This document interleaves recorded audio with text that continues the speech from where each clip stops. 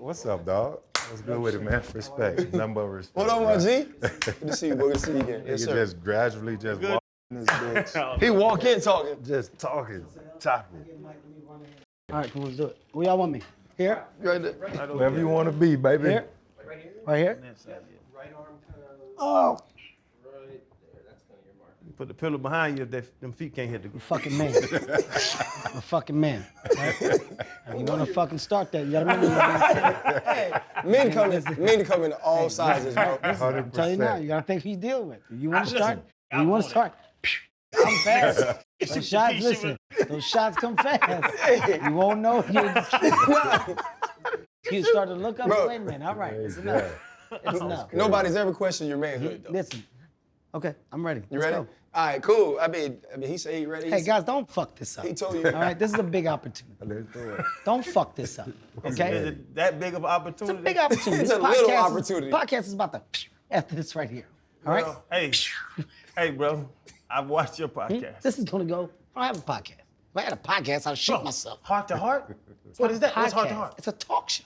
Your talk show. Yes, not a podcast. Come We on, kill guys. your numbers. talking media. We kill your numbers. Well, do you own this? Yes. Yes. Well, do you have a distribution and media outlet for it? No, we don't. Oh, that's weird. I do. Hold up, limitless. Niggas to me, got pinning it. I fought the head to witness it. Got my people feeling militant. Way I'm feeling, got me up. On the mission, got me up. Knowing me, I got the key. Only vision I can trust. Trust, limitless. Niggas to me, got pinning it. I fought the head to witness it. Got my people feeling militant. Way I'm feeling, got me up. On the mission, got me up. Welcome to the pivot, man. Shoot, this guy needs no introduction. This is Kevin Hart, man of many jobs. We got Young Chan, Freddie T. First off, we're gonna be serious before the show starts because I know where this is going. NFL family, we lost our brother in Jimmy Williams recently. He graduated in 1997 from high school in Louisiana with me. He married one of my good friends from college, and she reached out to me and told me how proud she was that we were doing this show and how much it helped. And she said she thought about that after Jimmy passed, that you should give people their love while they're still here. So to Chandra and Ace, his son, to all of his family members, we're praying for you guys. God bless you all. And so we dedicate this show to you. And obviously, it's the biggest show we've ever done, and that's why I wanted to do it here. Strong. Strong, man. First of all, RIP and prayers to the family.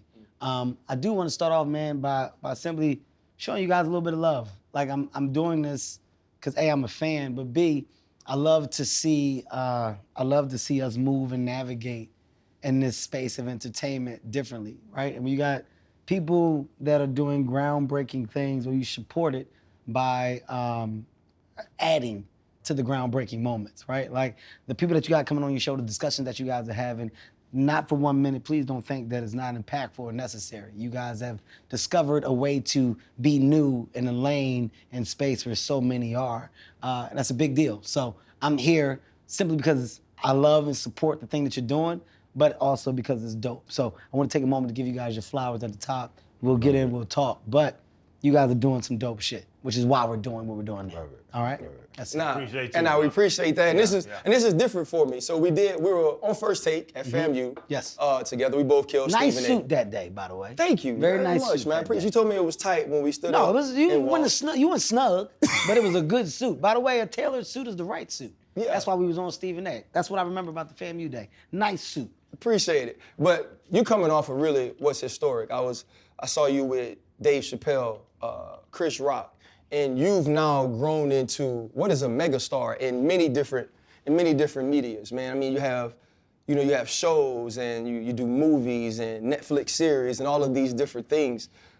Where did that work ethic start though? Because I watched the docuseries and it's Laugh Factory and small clubs and those things. Did that set the foundation to have you where you are, where you got your foot on their neck and you still ain't letting up?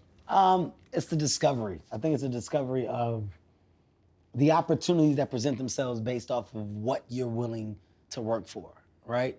There's a lot of talk about what you want to do, about what you can do, but the energy and effort that goes behind that sometimes doesn't match. What I found out early on is I said, look, if I want to do something and I'm willing to actually go out and put the effort and actions behind it, well, my chances of executing in said thing or on behalf of said thing, well, they're actually real. And I set baby steps, little baby goals, not big ones, but small ones. And oh shit, what I'm saying and I'm doing, I'm actually achieving. And the goals get bigger. They get bigger. They get bigger, they get bigger and bigger. So I found out that your worst enemy is you and your ability to stay true to the thing that you want to do. If you lie to yourself and cheat yourself, well then you're not fooling anybody but yourself. But if you actually get up every day and you got that action and you got that energy that's like, I have to go and do this because I'm trying to get here. And every day you're working towards that, well, you're gonna get there. It may take you longer, some may do it shorter, but you're not going to lose. Right. So I got addicted to winning. And I found that you can win more when you surround yourself with more winners. I found that putting yourself in the environment of motivational, inspirational personnel, people that just want shit out of life, it's addictive. You get that, like that rubs off. So my surroundings changed. My ideas grew. My wants grew. And now you're looking at a guy that quote unquote is a mogul, but I'm building. And I'm building with amazing talent, amazing personnel. With all you got going, bro, that's a crazy thing, bro. The movies, the Heartbeat Productions, all the stuff you're doing, man, stand-up, tours and all that.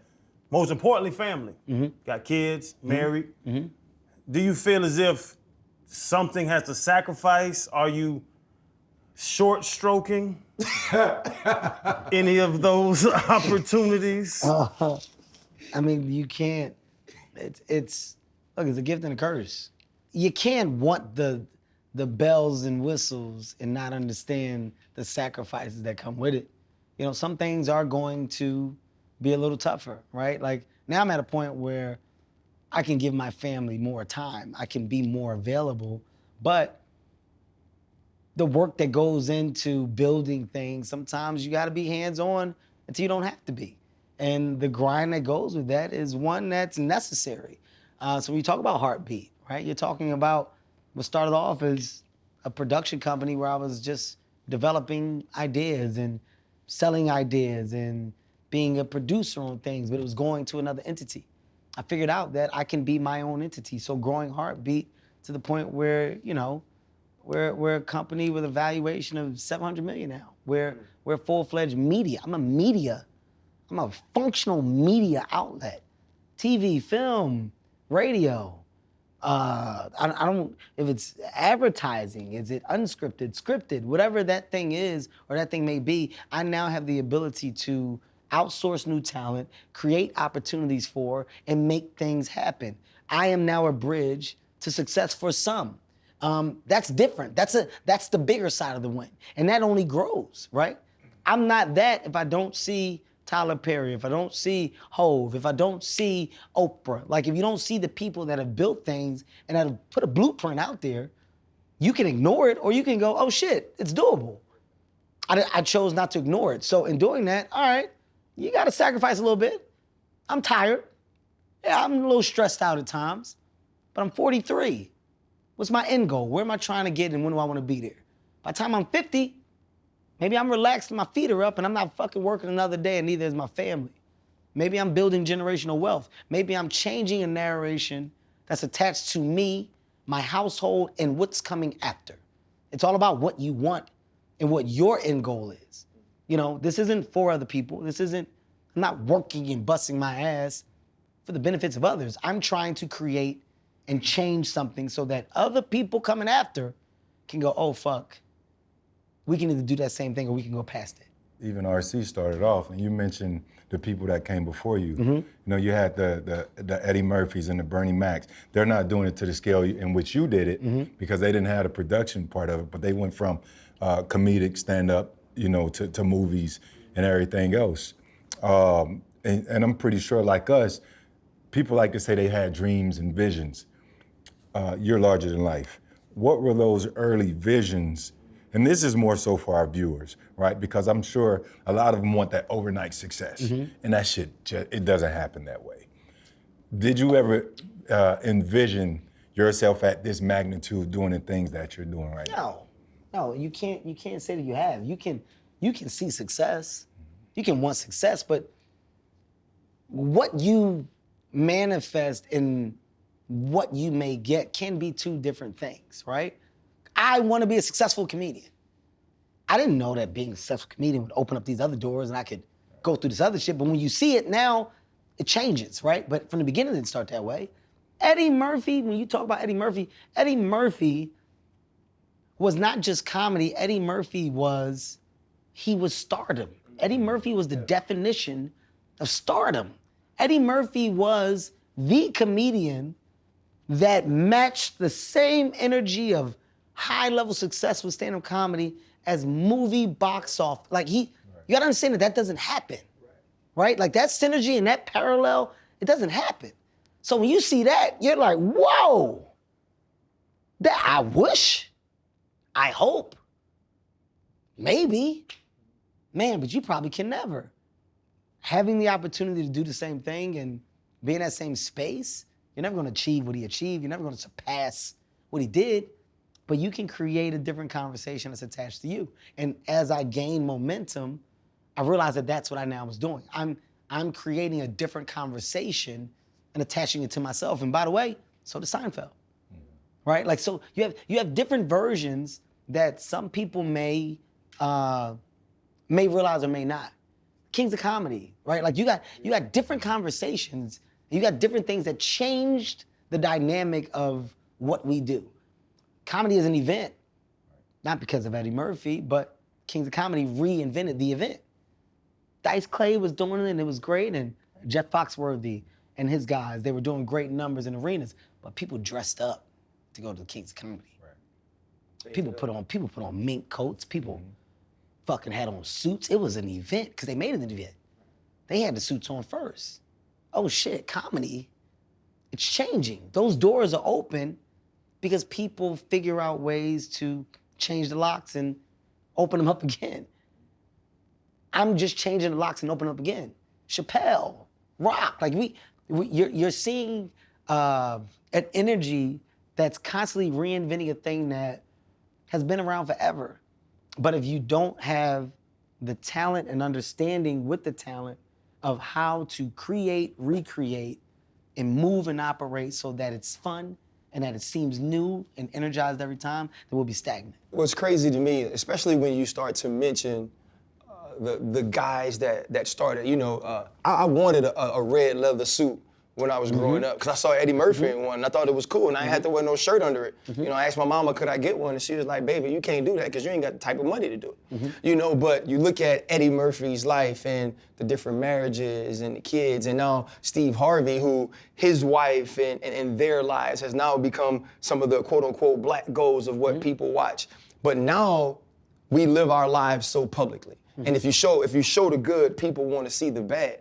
You've dealt with different things from decisions you've made that most times, especially back in the day, people got to handle in their house, right? If me and my wife got something, we talking about it at our house. It's not something that has to be put on Front Street. If I say something wrong, I said it in my house. It wasn't on Twitter, so I didn't have to get the backlash of the rest of the world. How have you, one, become so successful despite the missteps that you've had publicly? Because they're not real. The reactions from the people on the outside, it's not real. There's no such thing as fucking perfect, right? Like, all right, people fuck up. Right. People do dumb shit. Unfortunately, it's the world we live in. I myself have fucked up several times. I raised my hand proudly. I've done a lot of dumb shit.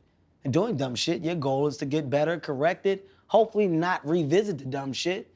Hopefully you get better. Hopefully you get smarter. Some people do, some people don't. You think jail is there and has that many people in it because people learn their lesson instantly? Right. Or do people revisit dumb shit? It's not new. This isn't uncommon. But in the world we're in today, people go shocked. I can't believe. Yeah. Who? Ha! I can't. Who? You motherfucker. Right. You got some, what? Right. What? You get to lifting up everybody's hood and looking underneath that goddamn, you wanna see the dynamics of everybody's car? Everybody's car don't run right. Everybody's car ain't built with the best metal. Everybody's car don't have the proper alignment to make sure that your fucking fuel injection is what it's supposed to be. Everybody got shit. But you can ignore it or not. I'm concerned with how I deal with mine. I'm not concerned with the world of opinion of others. I never have been. So when you look at all that I've been through, my ups and downs, I'm human. I'm fucking human. At the end of the day, that doesn't justify what I've done. It doesn't make it right. It means that I'm supposed to get better as I grow. There's nothing doper than an old man or an old woman, because they talk to you about life. And they got Experiences. experience to talk to you about life. You know what the dumbest shit is? Talk to a young person that speaks as if they know about fucking life. You don't know shit, you young dummy. You don't know shit. I'm 43 and I'm still discovering shit. Like, you don't, that's the benefit of being around the older generation, of having a grandmom, a grandpa, a fucking aunt. The benefit is getting some life experience and goddamn wealth of knowledge. That's the benefit of it. So I love that throughout my career, throughout my life, my mistakes have been public. And I love that people can see the way that I've handled them and the way that I've attempted to turn around. It's not a secret. Right. I don't need it to be a secret. Nor do I need your approval or disapproval. It doesn't matter. So when you say, how do I continue? It's because I realize that it's not real, right? Like, we're in a time now where people view social media as the end all be all. There's a gift and a curse to it. The gift is that it gives you an opportunity to talk to your fan base, generate a fan base, gives you an opportunity to create material, push that material, and you can do it in a way to where it's all you. And if people grow and gravitate towards it, great, you're building something. The curse is, if you read those comments and you believe those comments, then you become the comments. If you don't give a about it, you're fine. Yeah. You're fine. 500 comments or 1,000 comments or 2,000 comments has nothing to do when you walk outside and you go about your day. Nobody that you bump across is gonna go, hey man, I'm the one that said this on your page. Right. Right. It never happens. Yeah. Because it's not real. So my process of it and the way that I receive it is very grounded. I have a grounded sense of reality, and I'm very thankful for that. If that moved, changed, I'm in trouble. I'm fucking trouble. Bro, and one thing you said, two things you said, just the grounded part, the humbleness part, but also don't fuck it up. Yeah. Watch it all. You know what I'm Yeah, saying? the Don't fuck this up. Like, and then laugh at my pain. Like, correct me if I'm wrong, like, once you started telling your story, once you started making, jokes and laughing at your pain, that's when I felt as if you took off. Was that a decision you had to make? What created that? Because once you started mocking yourself almost, it was like, oh, this dude, like, that's real. when I think you took off. He's real. I don't know if it's real. I don't know what started that, but No, you're spot on. I mean, look, self-deprecating humor is what I feel is like the best humor, right? And there's stages. I have stages in my comedy career. In the beginning, it's you're introducing yourself to the world. And what you'll learn, and what I've learned from watching the greats, you walk away from anything that they've done knowing about them. You know about them. Pryor's great because you knew he did cocaine. You knew the little his match, problems. the little match his struggle. you knew his struggles, right? It wasn't a secret. You knew about it. He was fucking great because of the raw approach to, I don't give a fuck, I'll tell y'all. I flushed the cocaine down and told my grandma had it. Eddie was great because Eddie told you where he came from. He was poor. My dad was an alcoholic. He used to whoop our ass. Like, you're laughing, but he's letting you know who the fuck he is.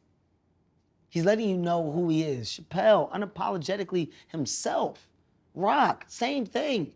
I can go down the list and not leaving anyone out. purposely, but using those names as references, the beauty of it is that if you choose to put yourself out there, then you're making the choice to simply be you and have fun being you. My therapy is being me. Here's my good, here's my bad. And in comedy, when I'm on stage, I've done that. Now, it got to a point where my brand got to a place where it was like, okay, you know, I'm low-key turning into I'm the family guy that, okay, shit. All right, well, let's sit for a second and figure it out. Now I'm in a space where it's like, okay, I've done that. I need to give people a reminder. This tour that I'm on now, Reality Check, is just in case you fucking forgot why I sit where I sit or why I am where I am. This one's just a reminder for what I do, right? Let me go back to a little raw. Right. Let me go back to a little edge, but let me make sure I'm still having fun in my craft. You gotta constantly recreate yourself in your craft. That moment that I made the decision to be honest, to be personable, to put it all on the table, well, that's because I was going through a lot of shit, and I was like, oh, yeah, no sense of keeping this to myself. Right. Fuck it. Here it come. Yeah. My dad, all right, here's what he did. My wife, well, I did this. It was all, let me get it out. And the response came, it was an overwhelming response from it. So that did help amplify. But now, you know, at 43, 20 plus years in, it's not about getting to the top, it's about staying there. How the f do you stay there? That's what people don't think about. Like, how do you stay there? That's the real struggle, staying there. It's not getting there. It's the fucking perception from the outside of what now?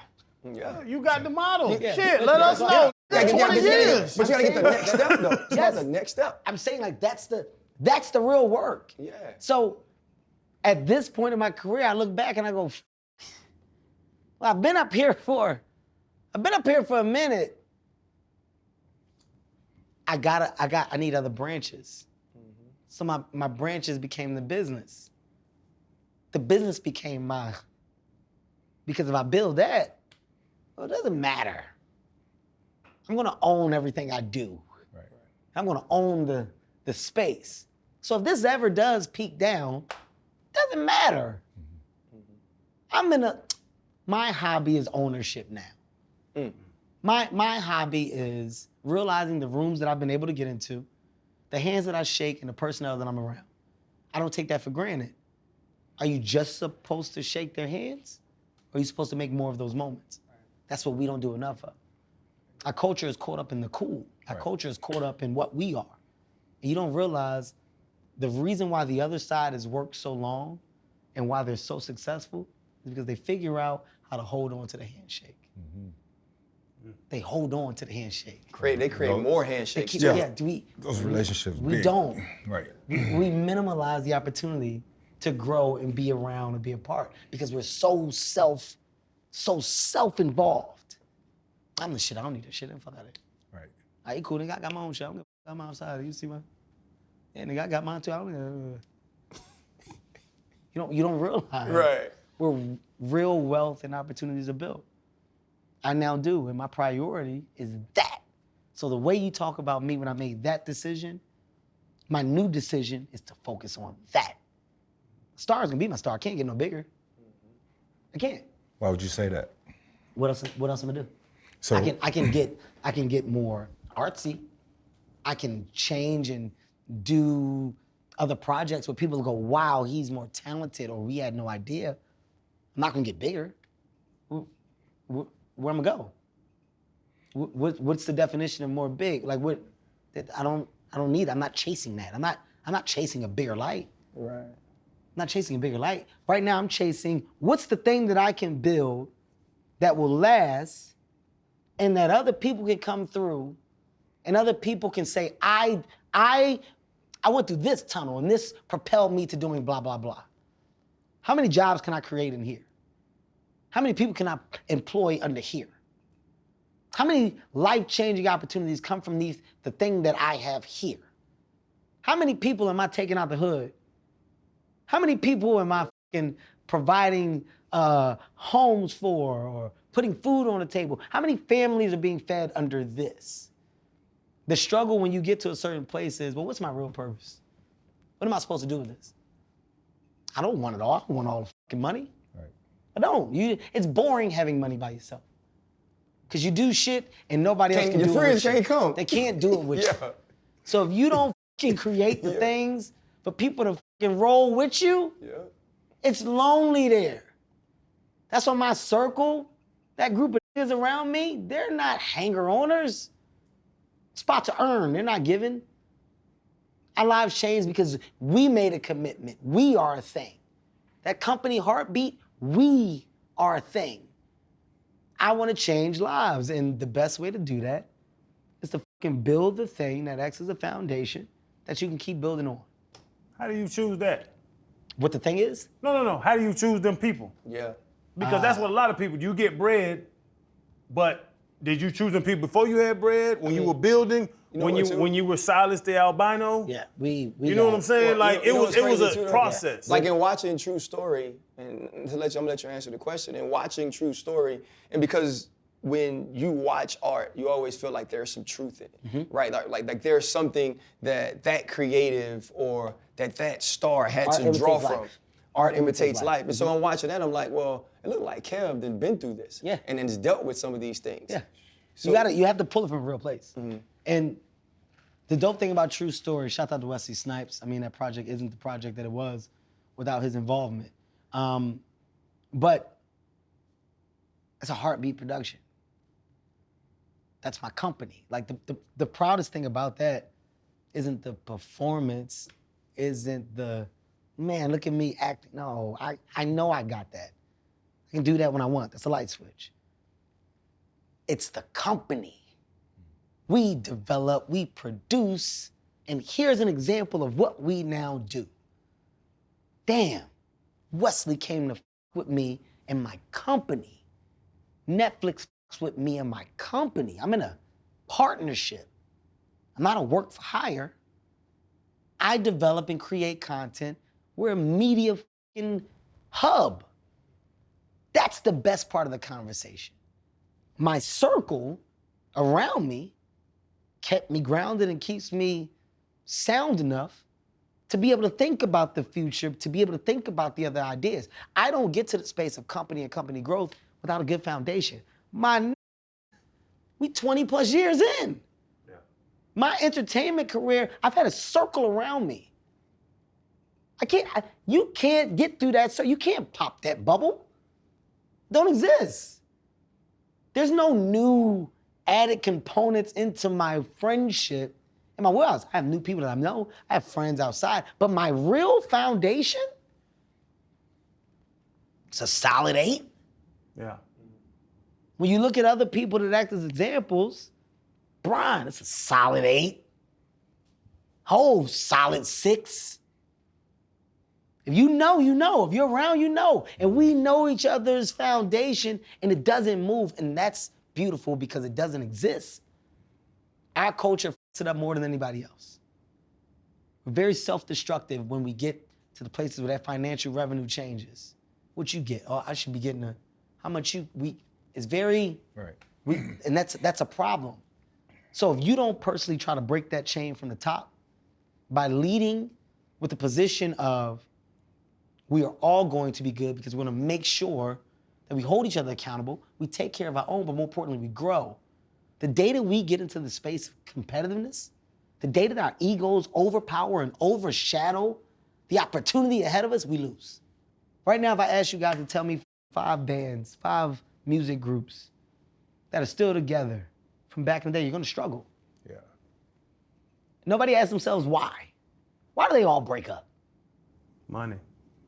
Why do they all fucking break up?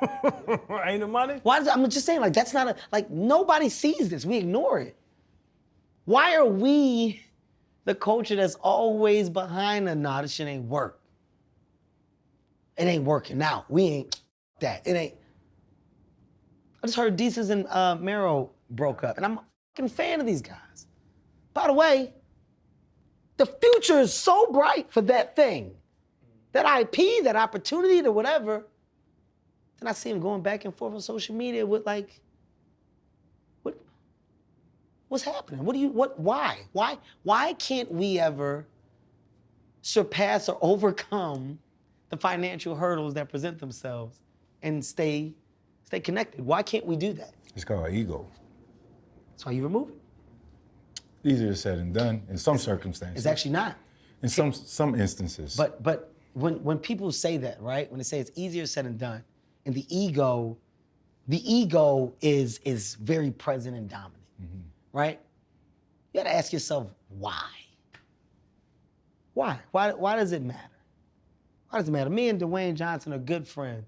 You know why our shit works? DJ, I don't give a fuck about titles. I don't give a fuck about number 1 or number 2.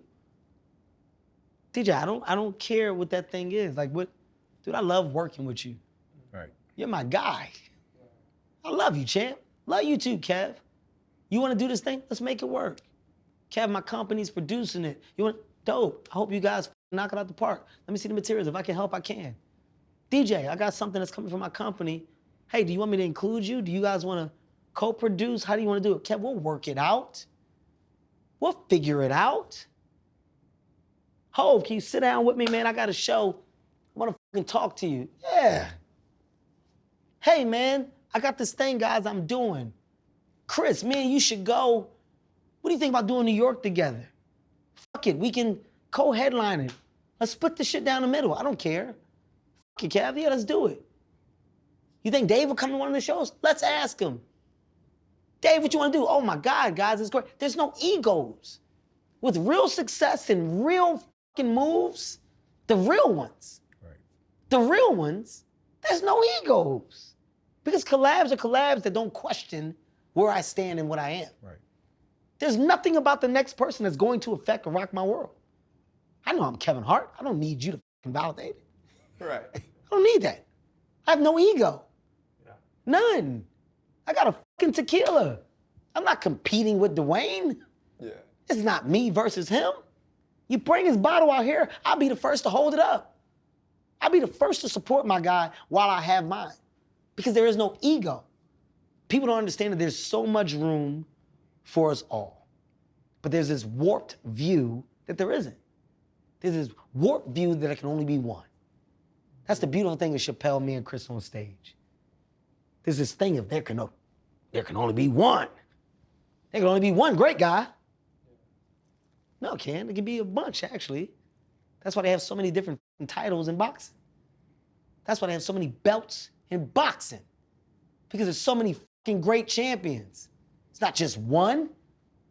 Floyd is the fucking great. He's a Hall of Famer, but other people are undefeated too. They can't beat Floyd, but they still beat a bunch of people, which is why they're the CWCEFQ champ. I want Digest it, I'm you go. always the one that want to give flowers on the show, so I want to give Floyd his flowers, right? Absolutely. Floyd, he always talks about he just wants us to win. Floyd's a good guy. He's helped us tremendously with connecting the dots and getting people like yourself on here. So shout out, champ.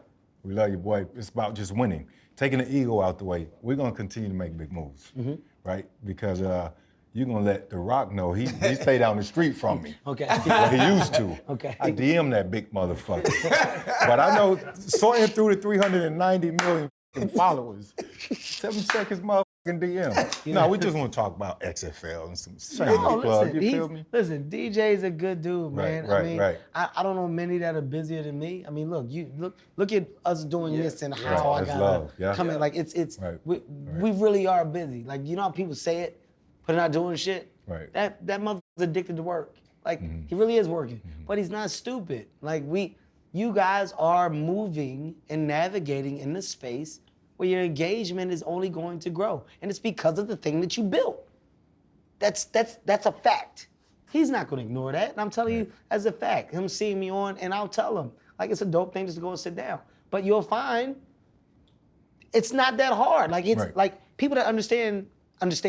You're not selling him on it. You wouldn't have to. So I would on behalf of me coming on here, I would simply give him a throw of like, dude, you should, especially he's got shit to talk about, so he's gonna do it. Right. I think that's what's been the dope thing about this space And in the same sense, Kev, like we're still fans. You know, like driving over here, it wasn't lost on me. Like I've met you before at ESPN a ton of times. It wasn't lost on me. Like this still effing Kevin Hart. Like period, point blank. But what we do love about this show, man, is we have conversations, especially for our culture, that are important. Black fathers is a conversation we have a ton. And whether people try to speak to the lack thereof or the efficiency of the way that they play their roles, you are heavily involved as a husband and as a father in your children's lives, and you make the jokes. Like one of my favorite things you ever said, very short line, let me get my flops. You know what I mean? Because like I've been there with my kids, but you know, and having a blended family and now being friends with Tori, but raising a family with Nico, how do you manage to do all of those things at a high level and still do this? You get better, right? I can credit my ex-wife on growth, myself too. It's not about us, right? There's a period where your fight blurs in to the world of raising kids, and you got to realize they got nothing to do with the shit that we had. Right. And through the course of the years, we've gotten better. We've become friends, right? We had to learn to be friends again.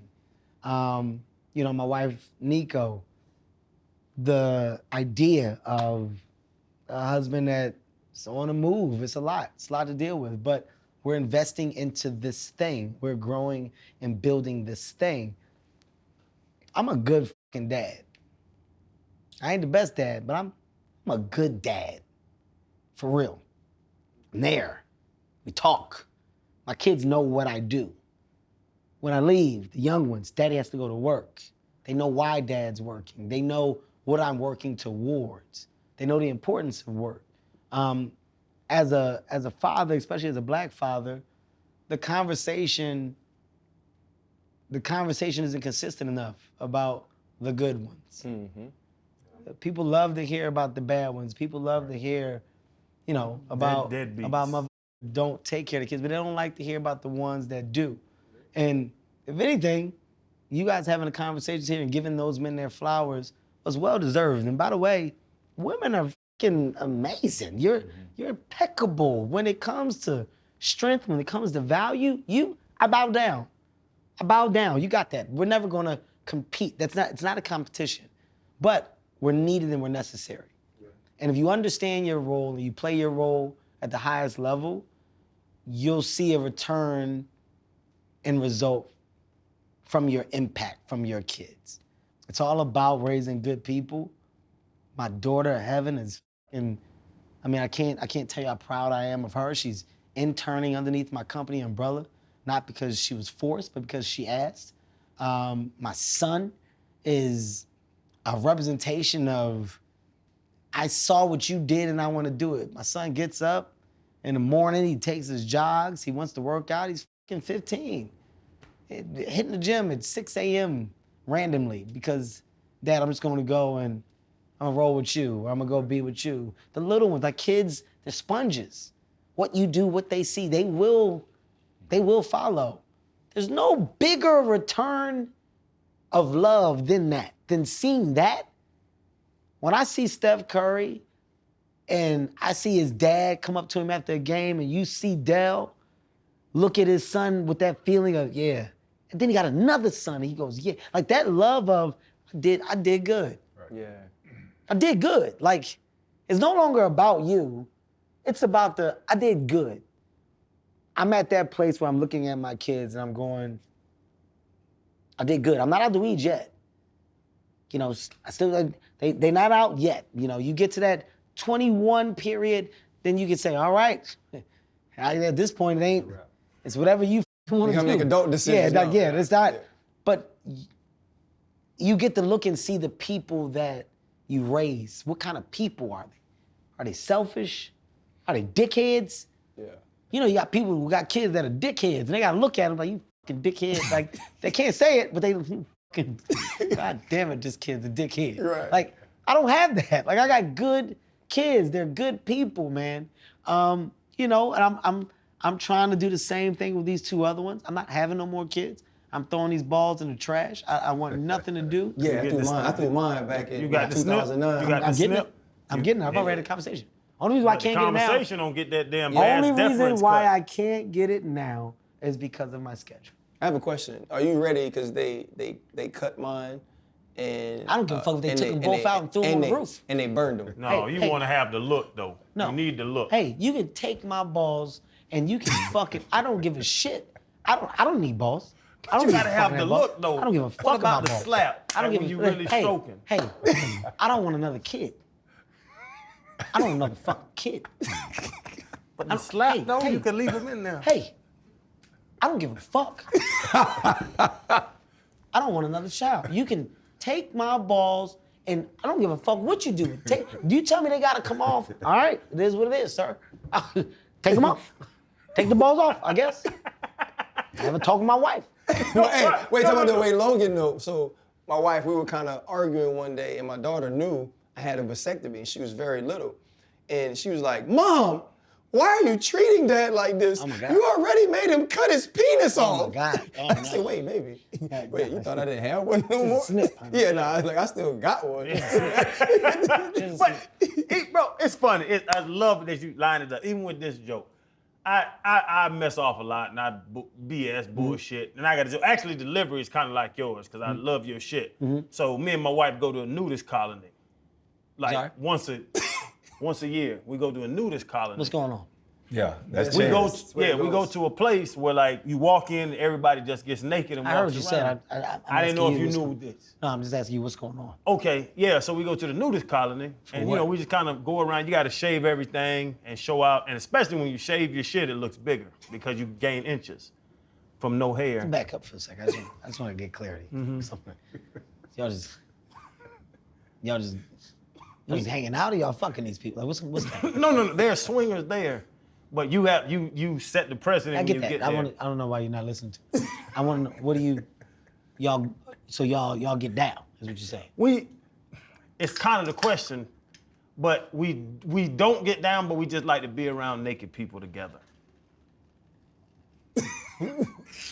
You see what I'm doing, bro? I'm out of Hey, there. that's y'all two conversations. Yeah. I'm gonna drink. Okay, Happy so they Dad. just, so We just like to be around naked people. The one thing that gets me, you hear what you're saying out loud, brother? I hear what I'm saying out loud. The I one say thing that out gets loud me a lot, though. is just eating, like breakfast. What you eating, Chan? I don't want, they're at the buffet, your dick's by my eggs. I don't want your dick by my eggs.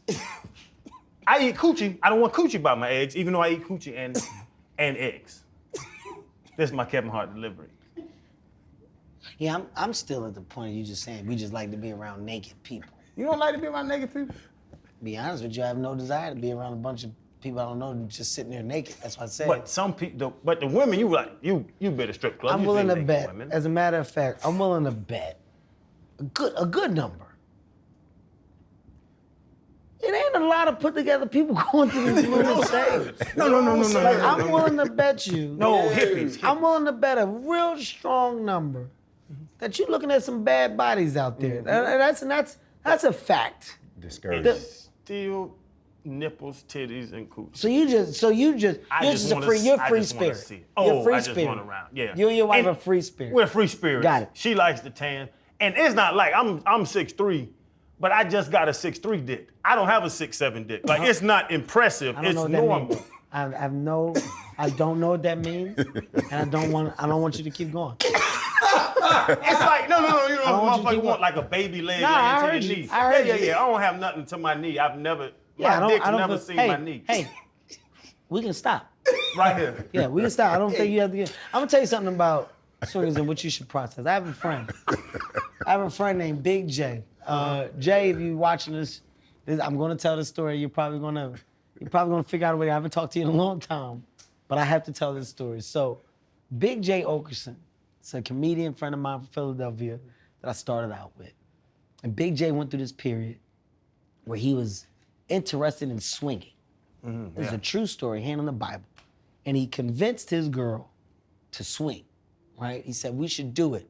And he wanted to do it because the other couple that he wanted to do it, the guy's like woman was he said like she was fucking great looking. Like I want to do it because I can get to her.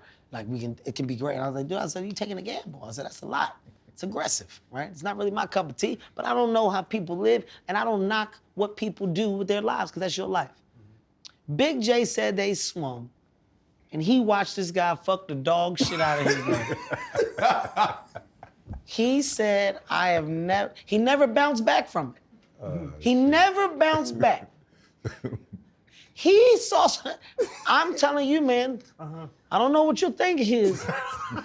But if you get in there and somebody goddamn go double overtime on your lady, you may not bounce back from that. All right, so you need to think of it all. Motherfucker, think about the first step. You better think about 3, 4, and 5. You see a motherfucking sweat dripping from his head on your lady. Yeah, that's a lot. I don't want to see That's that. aggressive. Ain't no going back, so you need to ask yourself that. Nah, okay? but on some real shit though, like it's some advantages to height, right? Shaq was on the show and Chan asked him a question about. If you tell me he asked Shaq about his dick, I'm walking. No. Okay. It was about 69. All right. Like, can your big ass 69? Because he can. So, like, but I think What's on the going on? opposite side of the spectrum, What the fuck y'all doing in here? I like to Nah, ask I'm good just saying. questions. Like, we get through the good stuff. so that's Chan. Yeah. What's happening? Nah, but this is the It was thing. for the culture before, Because I'm 45 thinking, minutes, and now I don't as know. I'm here, Shaq can probably struggle. But I'm thinking about you right now, bro. Oh, first of all, Why are you thinking about him? Well, Nah, I Essentially, ain't thinking I about know. you. Here's 2 things. Not like that. Listen, I'm gonna tell y'all this, and I mean this from the bottom of my heart. You're too nasty. Okay? Nah, No. I'm gonna see. No, you need to figure it out, okay? You I need to got figure 3 it out. kids. Listen, I've been married you 14 need to figure years. it out, all right? I don't know where the math or geography is off for you guys, but it's common sense. What do you think if you are partaking in the 69 position that your height comes into play? You're dealing with a half space of your body. Your legs have nothing to do with the 69, you fucking jackass. No, but listen. But but you okay, get so your, you so, get some head but and Freddie, you get your toes. You sucked are at the same- talking about the bandwidth of torso. Are you? but Do I gotta explain Shaq's this? to go- torso to a 5-foot woman's torso and Shaq's torso, it's not gonna match Do you up. think Shaq got a tall torso, or does he have long legs? he has a longer torso than a woman? Your torso and my torso aren't that far off. Our legs are different because that's what people fucking. Are you serious? I gotta explain. I just I know. gotta explain. So Kev. Put your leg out. At your right now, size. stick your leg out. You stick your leg out. You see your leg? You see my leg? Mine's bigger. Yeah, exactly. Right. But Now, our look how we're torso is sit- the same. Look how we're sitting. here. But look at my Now, head. look My at head, your- my head is over your Our head. torsos are not far off. Your body and your torso, you don't see motherfuckers with long torso. Yes. You ever see somebody- Michael Phelps has a long torso. Michael Phelps' arms get past his knees. He's a different. He's a fucking show. He's different. He's motherfucking different. Okay, so but sexually. 1 of 1. What about picking the girl up? You seen Baby Boy? Vin Rames with the nigga squat? He Could been you squat? waiting on this all day. Yeah. Could you nigga squat? Because I don't know if you could pick a girl up and do that and jump around the house. I don't know. So, if, let me ask you a question. If you make the choice to squat, yeah. at that point you're no longer having sex. You're bored. You have nothing to do with your time. You never just- that you said I'm going to hop around the and by the way, probably one of the stupidest things I've seen in my life. Okay, I don't know how your knees are. I'm 43. I have a hard time. Now. He had 17 knee surgeries. He'd never. he So be in talking. what, He in just what talk. world He just talk. are you squatting after the age 40? Who ain't nobody doing that? And if you do, I want to see. I want to know what knees you got. Hey, Kev, maybe he had to do it at the nudist colony because somebody else was showing out. I put a knee brace on, a sleeve. I just don't. He had a coppertone on. All I had on was a sleeve. How old are you? I'll be 39 here in a couple months. 39. Yeah. 39? And I squat. He just looked way older. That's all. He just looked old as hell. Motherfucker definitely got a 46-year-old face. Yeah, he Got a just, 46-year-old face. Kev, we got a Philly pivot, man. Cause this motherfucker, y'all in the same territory right now. That's his shit. But growing up in Philly, like, take us back, man. How do we get there? No, by the way, it's gonna be great no matter what. Yeah, But you gotta understand, you can't let shit like that fly. Like when somebody randomly says things that are a little out of this world, you gotta. What do you mean by that? Like, you have to make people explain certain things just so you know they hear it. You know what? I did have a question about that because I got caught up in the squat. What who could regulate your jokes? That's what the whole sex colony question was. Who can Kev. regulate my jokes? Like, because is it your boys, is it your manager, is your wife? Because my wife, that was the thing. When I started talking about the sex stuff on this show, when I started talking about the sex stuff and talking about me and my wife, and I play kitty cat, manager? and I play dog, and Yeah, like he on the me. porch and he dresses as a kitten, and she comes dress out as and a gets cat, him. and she comes and gets me, especially when it's raining because I'm wet, and she'll come get me from the door, and I like scratch on the door, and she'll open it up like an old woman, and she'll bring me in the house, and I'm all sick. He's sick. I'm all Pour the milk in his mouth. No, he's sick. yeah, and she'll have a little bowl of milk. Like we have a good time. That's not a good time. You're sick. But like when I started telling those stories, my wife got mad, and it kind of ran me like she's the only one in the world that can make me not tell a joke. Yeah. And the sensitivity with comedy right now, the She basically sensitivity told is you, messing she around. basically was like, I don't like what you're doing. You shouldn't be talking like that about me. Yeah. I'm not comfortable with that. And so I stopped it for a while. Is there anybody is there anybody in the world that regulates or stops your jokes? I kind of feel like you just could have said that. Right? I feel like I do. I feel like you just could have said, Kevin, when it comes to your jokes, is there anybody in your household or around that can So you make a feel like you coulda decision done for you to without that? stop? I didn't need to know none. Everything that he said, if I could get that piece of my life back, I would. If you could tell me I could go back 7 minutes and get that back, I'll sign up right now. Right? Listen, when it comes to the understanding of sensitivity, I did overlook it for quite some time. You know, I talk about my family, you know, vividly. Me. I've said things, I put things out there, and you know, my daughter checked me. My daughter's 17. My daughter had a talk with me, and she was like, Dad, you know, I'm at a point now where I go to school and I don't want to be the conversation of, or I don't want to be the punchline, because at school that can go and grow into blah, blah, blah. Right. And it wasn't an argument. I respected her for her stance, her maturity. And I said, moving forward, honey, I won't do it. And I said, I'm glad that you said that, because I never thought of it that way. And you know, same thing with ex-wife, son, wife. Like it's a thing. So you got to be conscious of it all. Yeah, we're in a sensitive time where you got to be aware of others' feelings and you know the context of what you say and how you say it. But comedy doesn't die. You can still be true to you. You can still perfect your craft and do it at a high level.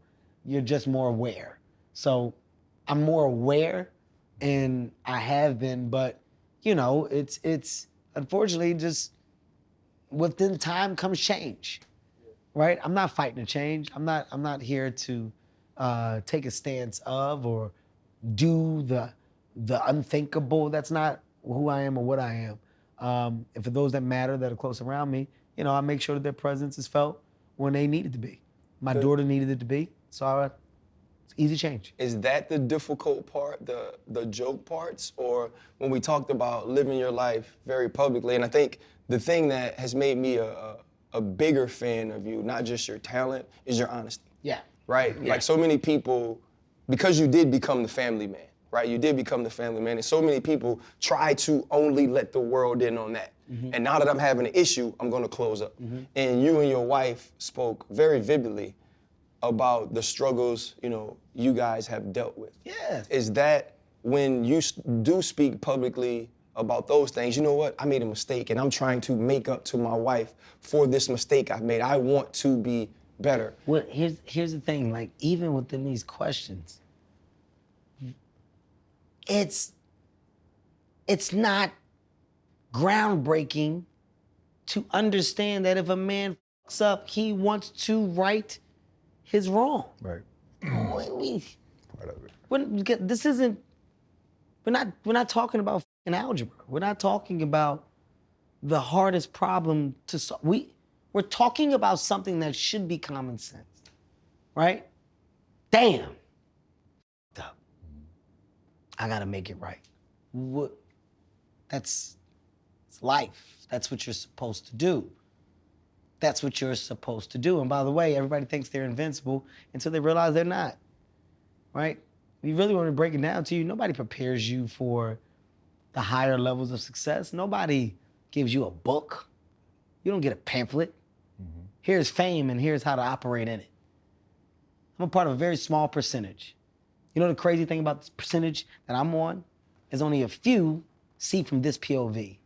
Well, with the other 98%, you see from that POV. Well, I've seen from both. I've been in the 98% and I'm now part of the 1%. You don't see from my side. I see from yours and mine. You don't. So the POV from the outside to the end, well, the door doesn't go around completely. It's one-sided. So why would I fight or argue? Is that where you get the, I can't believe it, like you said earlier, like, oh my God, like he stepped out, like I can't believe It's like, it. what are we talking about? Some debates aren't worth debating about. Ho said some shit to me. It was so great. And he said in the interview one time, he was like, when you argue with a fool from afar, nobody knows who the fool is. Because they're just here. But you both look like a fool. So when you argue with a fool, and you on the outside, and y'all both doing this right here. From afar, you both look like the fool. I don't know who's right or who's wrong. So some things aren't worth discussions. Some things are, you can process it how you want. Okay. I'm all right. I'll be okay. My concern is here. I focus over here. If I get this right, then I'm all right. What was your childhood like coming up in Philly? So many. I was a fucking thug. For real? No. Go ahead. Okay, cool. I mean, I want to get into it, but it's so many great. Sorry, I felt the moment. I felt I had a moment to get into it. Ton of great entertainers. I mean, musically, sports. From Cunningham, a lot of great Philadelphia Eagles team, Sixers, Barkley back in the day. What inspires you? Like local legends. Local legends. I mean, our list is long. I mean, you said two, and I really feel like you cheated us. You could have went a lot further. When you Not really. No, I mean, it's a ton. Said two. You can go AI. You want to go Dr. J. You want to go Barkley. You want to go Patti LaBelle. Yeah, you want list to go too long. Roots. Yeah. You want to go Music to Soul Child. You want to go Will Smith. I mean, you can literally go down a list of what's come out of Philadelphia. Talent, creative. We are a city. We breed them, right? We've done so. We will continue to do so. I think the dopest thing about Philadelphia, just understanding that it's a hard city to be in, period. And it's a hard city to make it out of. But we're a city that when we love you, we love you. When we love you, we love you. You can't do no wrong. And in Philadelphia, I say this and I mean it. There's no embrace better. There's no embrace better. It's a rough city, man. We're a rough fucking city. Who's your favorite rapper? I mean, we had a great moment, man. I'm gonna be honest with you. Beanie Siegel. Freeway. Yeah. He was Beanie. I don't want to say was. I hate saying was. Beanie made Philadelphia realize that other people were watching us. Right? Like when they signed Beans and Beans was rolling with, Beans had the album, Beans created the label, we saw them watch us. Right.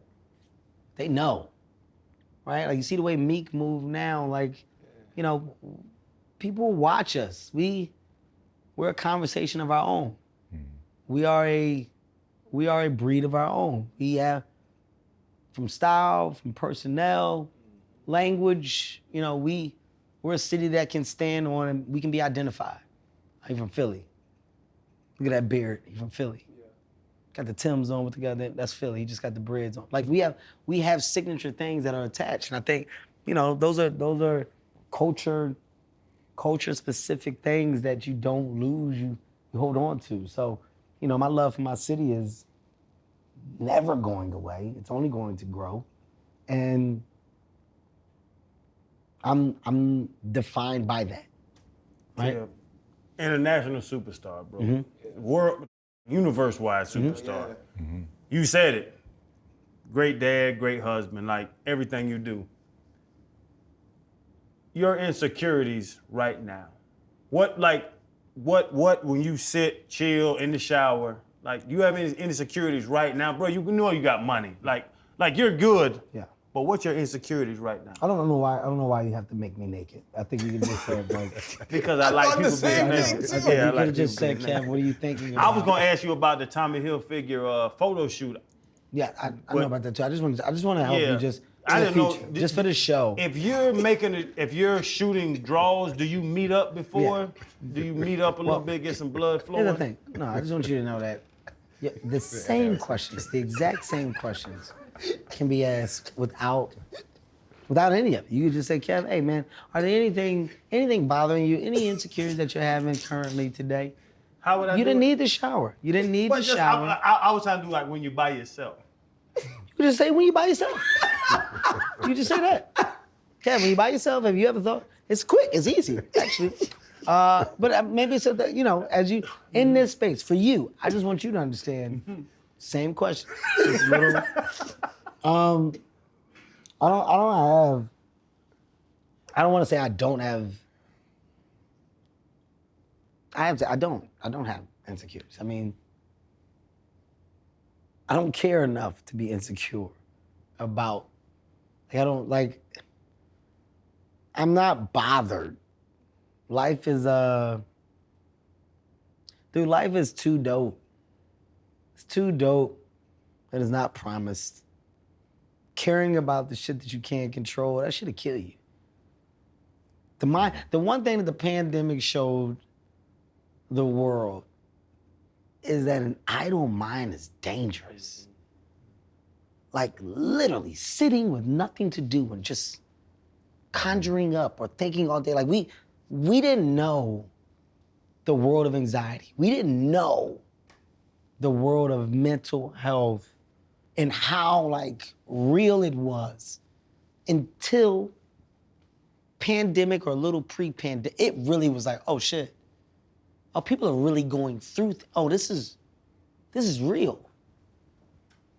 I don't give myself an opportunity to battle me with my thoughts about me. I've never done that. And to the people that do that or that are going through that, I understand what that world of pain and what that thing can be. So it's not a knock to it at all. I'm never putting myself in that position.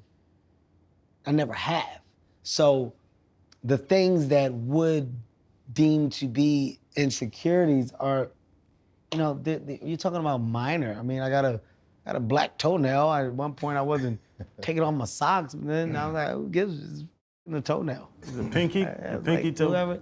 Listen, I don't want to tell you. I want to see. No, I don't want to tell you. That's why I didn't want to tell you. I knew you would say it. I knew you would say it. Hey man, listen.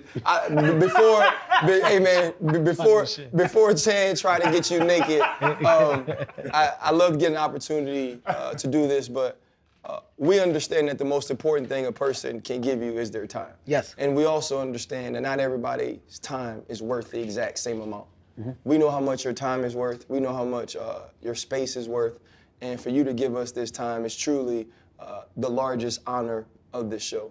I've been around you before. I've never been around you in this space. I hope that people really understand that we got a piece of Kevin Hart, not just the entertainer, not just the mogul, but the human. And for us, we are truly blessed. I mean, That's thank you dope, so man. much for sitting down, bro. It was truly a reality check for us. And That's dope. Look, I mean it when I say it. Like I fuck with what you're doing, but I want to see people win. I want to see people win, and if we can continue to find real examples of supporting one another, especially within our culture, if we can really define moments where we're helping to elevate, amplify, that shit is contagious. After a while, you got no choice but to follow suit. I watched the Michael Beasley episode. fucking strong. Like when you're in that environment and you're getting things that you're pushing out, but that are real care moments, real give a fuck moments. Well, those are things that you want to see people see more of. So I hope that this puts you in a position to get more, gain more, and it's not forced. Right. This ain't a chore. Yeah. I'm not like, let me go do this dumb shit. Here we go. It's fucking good. So shouts out to y'all. Keep it up. Appreciate it. I don't know the world of what you do, but I'm gonna, or what you have, but I assume that this is your sponsor. Yep. Good shit.